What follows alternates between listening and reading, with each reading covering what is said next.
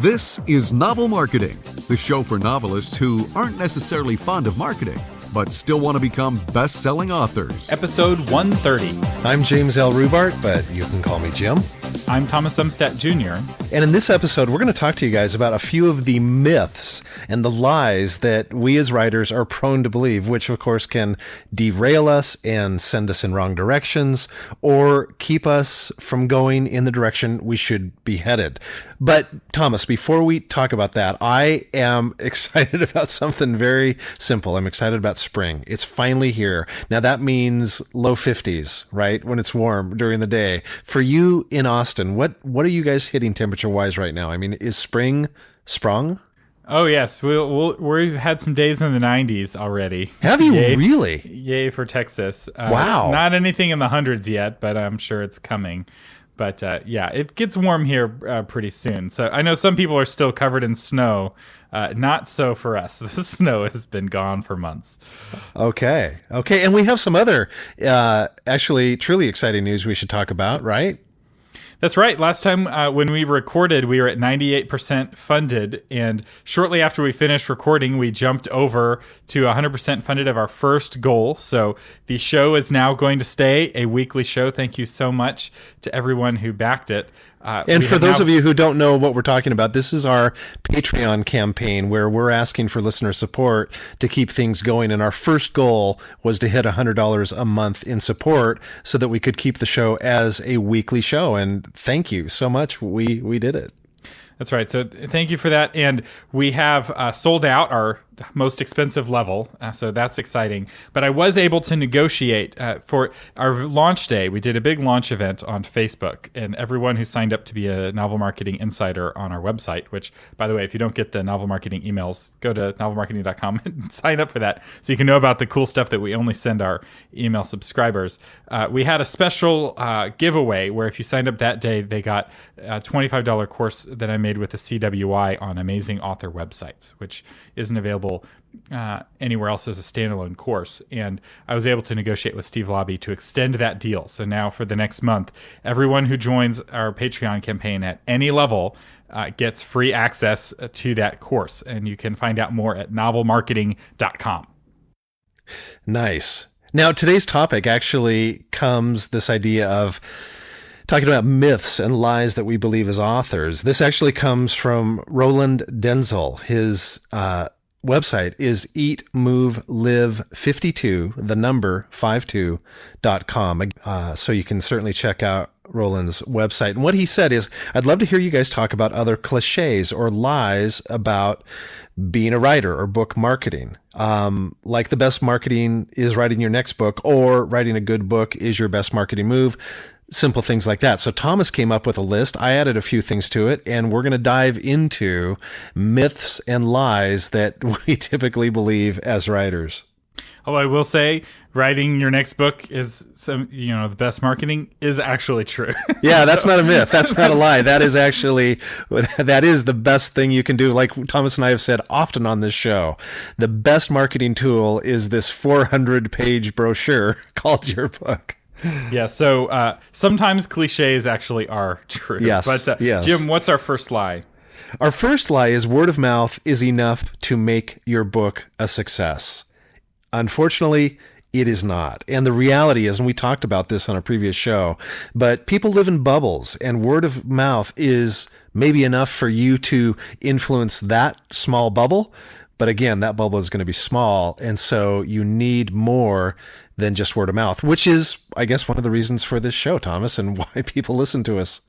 That's right. We did a whole episode on this just a few episodes back about word of mouth. Actually, we did a whole series of episodes on word of mouth. So I'm not going to belabor it here, but people live in bubbles, and so you need to actually do marketing if you want to get past. Get into other bubbles. That's right. The second myth is that if you sign with a traditional publisher, you don't need to worry about marketing. So that is false, unless your advance was in the 6 figures or 7 figures. So it is actually, so with a lot of these myths, there's a kernel of truth. And if somebody is paying you $1 million for your book, you don't have to worry about marketing for that book. They're going to spend another $1 million marketing the book. But for most authors, their first advance is $5,000, $10,000, which means that the publisher is just seeing what happens, and you are fully responsible for doing the marketing yourself. Next myth is that indie authors don't make money. Now, like Thomas said, there's always a kernel of truth. Yes, a lot of indie authors don't make money, but there are some indie authors, and more than some, not just a few, but there are thousands of indie authors that are making serious money. And by serious money, I say anything over $100,000 is you're making some serious money with your writing. So it's very possible, and there are a lot of indie authors that are doing quite well for themselves. Yeah, some are making millions every year, some are making hundreds of thousands every year, and some are making, $60,000, $70,000 a year, which is, a middle class salary, and they're able to get there with their writing. So now a lot of indie authors are making $500 a year or less. So it is true, like a lot of these, indie authors don't always get rich, and it takes a lot of work. You have to be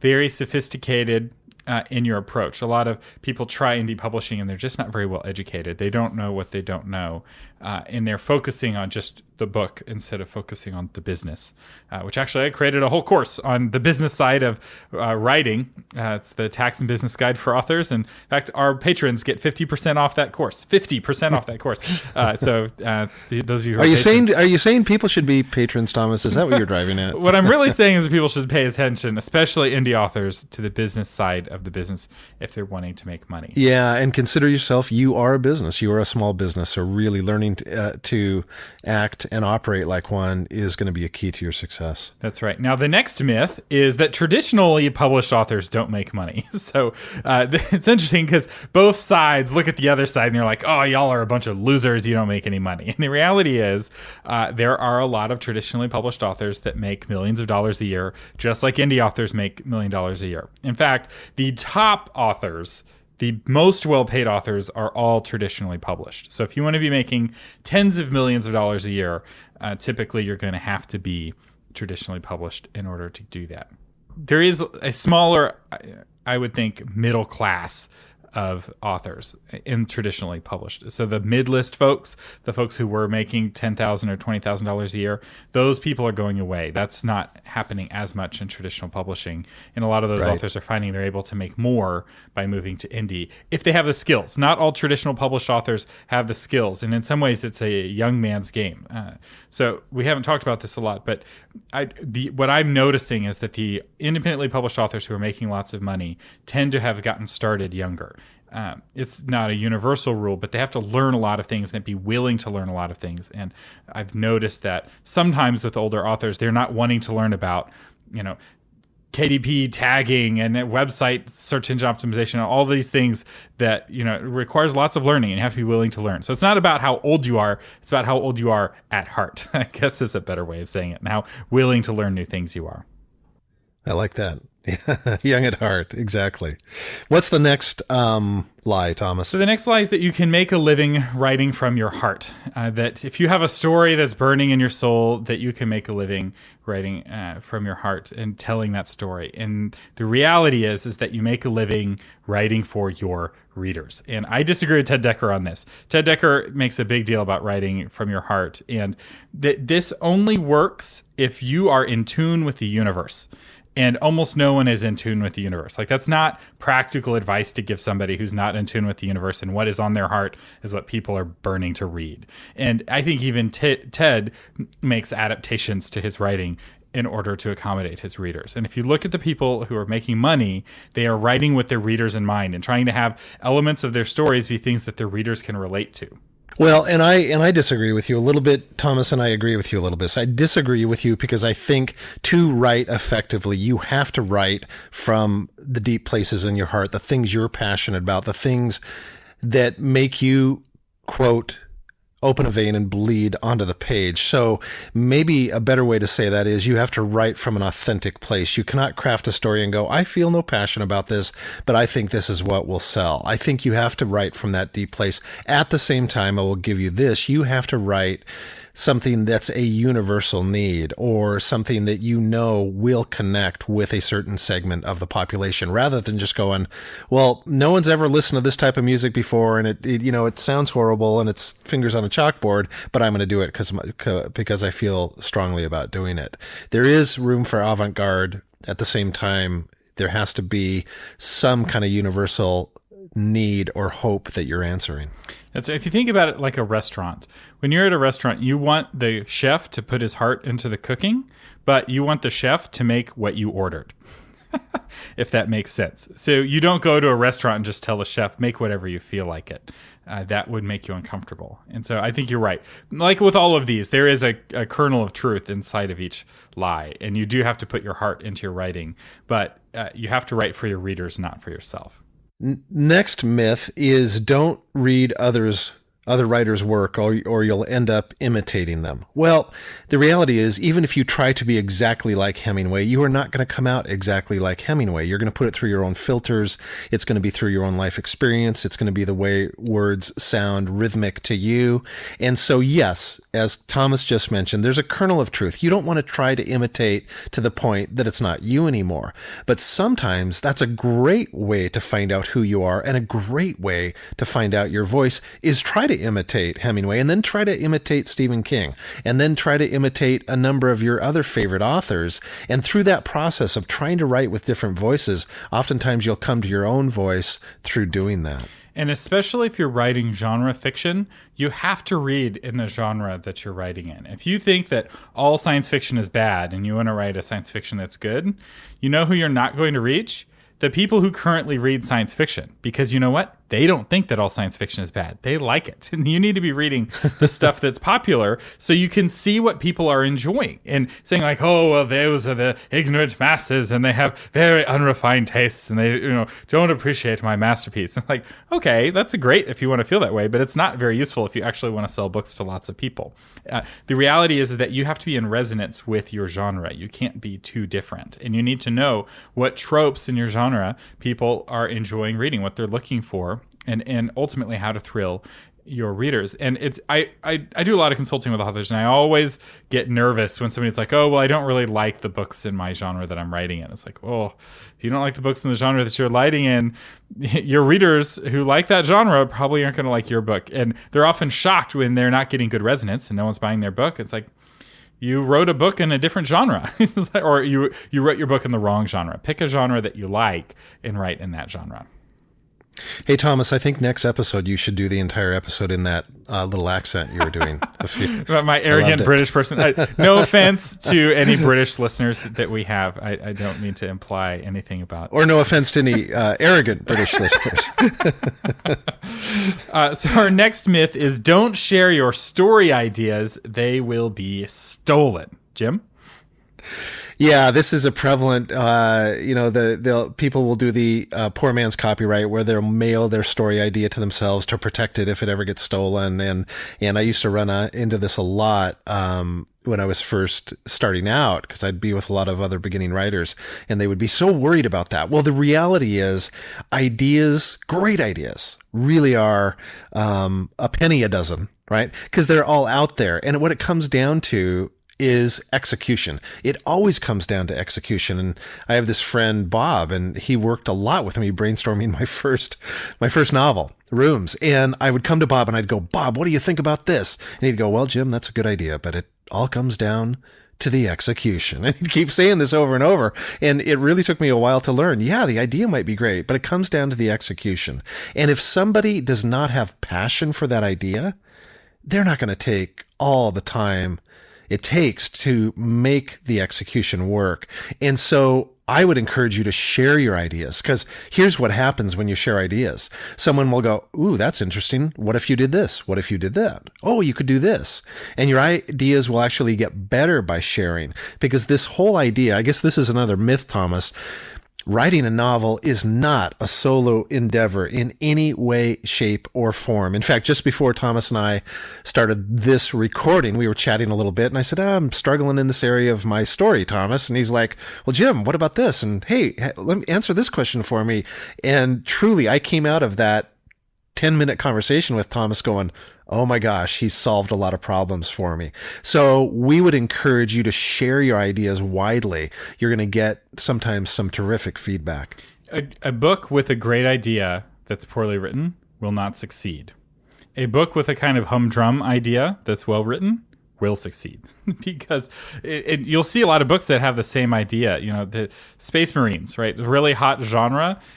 They're all Space Marines. It's the same idea in all of the novels. Yeah, they may be doing some different things, but the reality is when somebody's finished reading the most popular Space Marine novel, they then want to, or the most popular series, they would then want to read the second most popular series. And it's all about how well you're writing. And this is also true, bonus tip, for business ideas. Your business idea is not special, making people sign an NDA before you share your business idea with them. It's not about the idea. It's about how well you are at actually making a business. Speaking of business, we have a featured patron. Our featured patron is David Winters. So Jim, tell us about his book.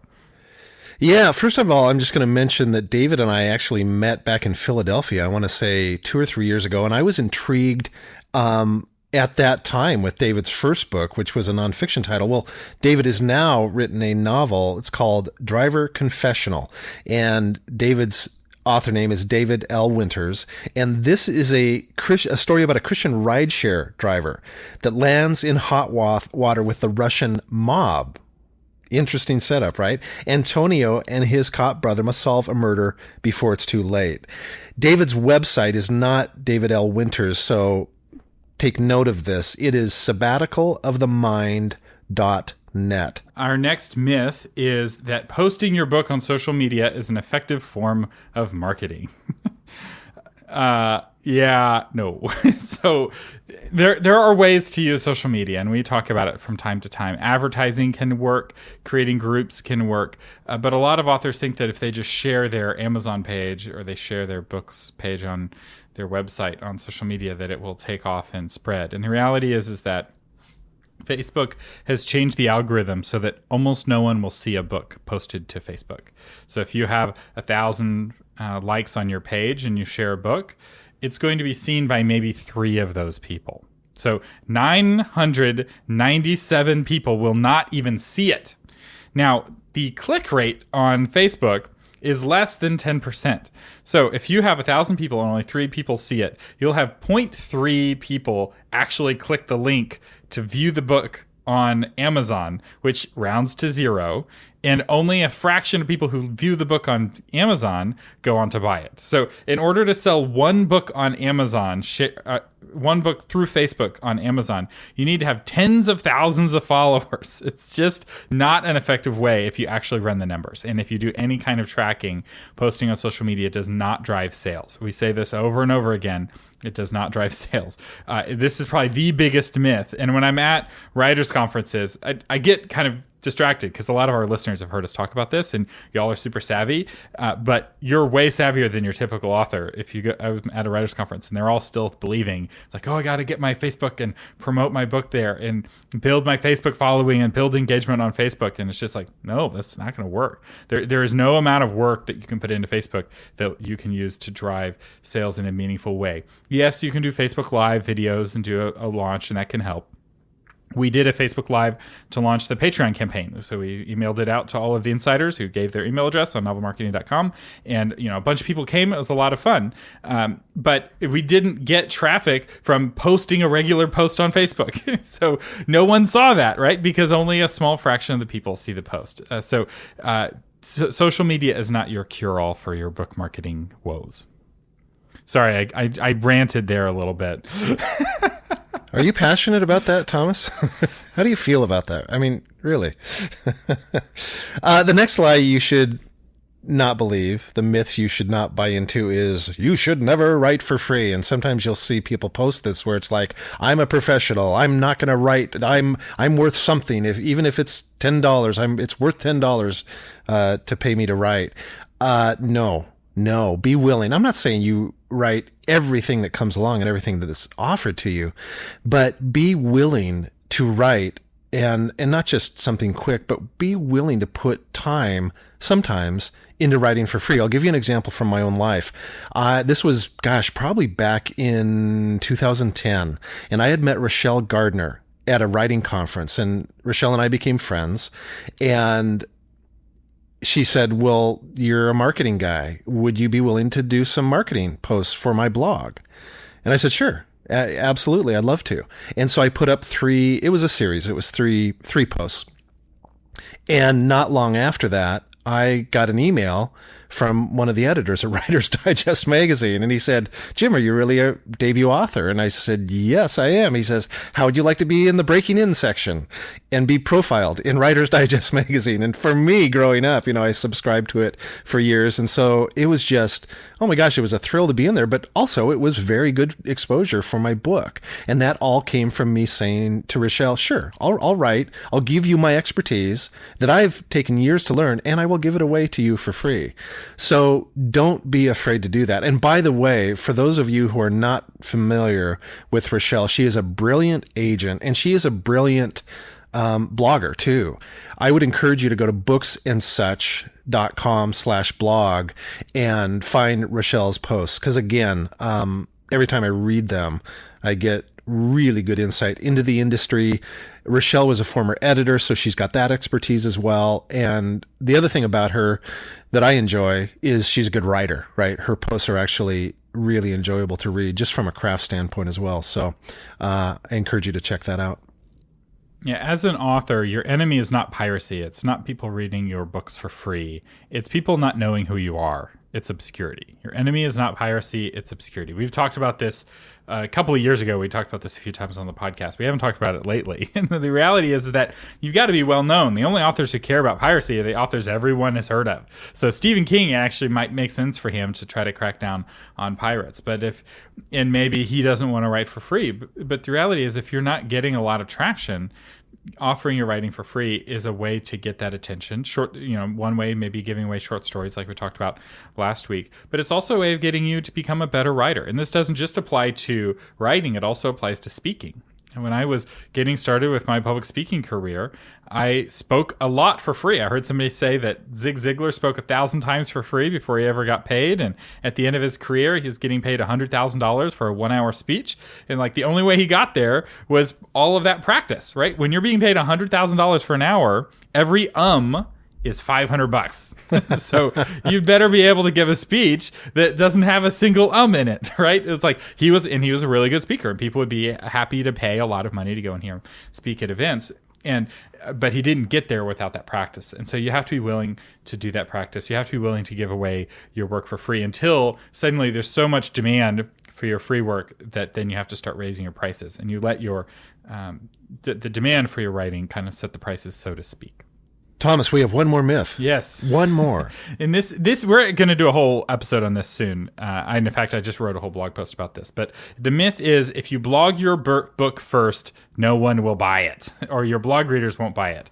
And that is false. The truth is... Yeah, and we Thomas and I talked about that. Maybe this is what spurred your blog post, but we saw a well-known blog say exactly this, that you cannot blog your book first. Publishers won't look at it. Agents won't look at it. And so I love that you brought this one up, Thomas. It's true. And if you're planning to go traditional, you do have to have a special clause in your contract acknowledging the fact that this has been published somewhere else first.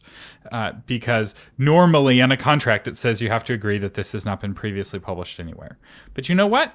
Add that clause to your contract, because having your book blogged ahead of time has huge advantages for building a following and getting readers and getting your book better. I did this with my very own book, Courtship in Crisis. I blogged it ahead of time. It made it a much better book. And the reality is, your blog readers will be the first in line to buy your book, just like book readers are the first in line to watch the movie based on the book. And in some instances, like Julia and Julia, which is a movie based off of a book, based off of a blog. So you can go the whole way. So don't listen to anybody who tells you, oh, well, if you blog it first, it's not bad things can happen. I give you example after example of books that I've read that started off as blogs. And the chapters that are in the books are still online as blog posts, because those are free commercials for the book. A book is a fundamentally different experience than a blog, and they don't compete any more than movies and books compete. The end. I like it. And there was an exclamation point on the end of it, Thomas. I could hear We have that. lots of rants on this episode. I apologize. We'll be more calm next week. Yeah, that's right. We'll relax. Well, the sponsor for this episode of the Novel Marketing Podcast is our Patreon account. We're excited about this because of all the extras that we are able to give people at the various levels. Again, if you want to check it out, you can go to Patreon, patreon.com/novel marketing, or you can go to novelmarketing.com and you'll find a link there. But again, we suggest you go directly to patreon.com/novelmarketing.com. And a reminder, if you back at any level in the next 4 weeks, you'll get Thomas's $25 course on how to have an amazing author website for free. All right. Thanks to those of you who stuck around past the ad. We have a special prize for you. As you know, every once in a while, we're going to create a free resource that you can download for the first month that comes out. And those of you who are on Patreon can download it in perpetuity into the future. Forever. That's right. But this month's resource is the 2018 Marketing Resources for Authors. So it's a resource of resources. Yo, dog. I heard you wanted help with your marketing. So put help of your marketing in your marketing. So I put this together for a writers conference that I wasn't able to go to. They asked me to put together a list of resources for their authors to help them with their marketing. And so this is a list of some of my very favorite blogs for authors, my very favorite podcasts for authors. So you already got one of them that you're listening to. So good job on that. Also, some of the top books on book marketing. I read a lot of books on book marketing. Most of them are no good, but some of them are treasures. And so I'm featuring those in this. And then also some online tools to help you sell more books. These are all things that I recommend and have found very helpful for authors. And you can get it for free at novelmarketing.com/130. And that's the show notes. You just type in your email address and you'll get this resource for free. And then, of course, it will be on Patreon. You've been listening to James L. Rubart and Thomas Umstead Jr. on the Novel Marketing Podcast, giving you novel ideas on how to promote yourself and your writing offline, online, and everywhere in between. Thanks for listening.